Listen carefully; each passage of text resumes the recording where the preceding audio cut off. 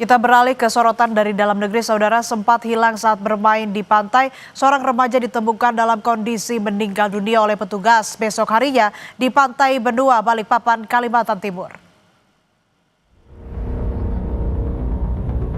Nasib naas dialami seorang remaja di Balikpapan, Kalimantan Timur. Korban yang tengah bermain di Pantai Benua Patra, Balikpapan bersama teman-temannya tiba-tiba menghilang, diduga terseret ombak. Saksi mata menyebut arus laut yang kuat membuat mereka kesulitan menolong korban. Jasad korban ditemukan keesokan harinya. Renang bersama 3 rekannya di Pantai Batu-Batu, Melayu, Balikpapan. Mereka berenang dan hanyut terbawa oleh arus perairan Sungai Balikpapan.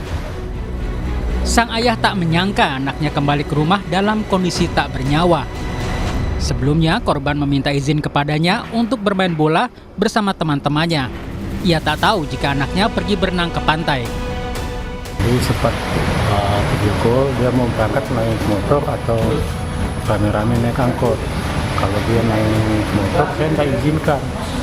Tapi berhubung dia naik angkot, saya izinkan. Katanya mau jogging, olahraga, main sepak bola.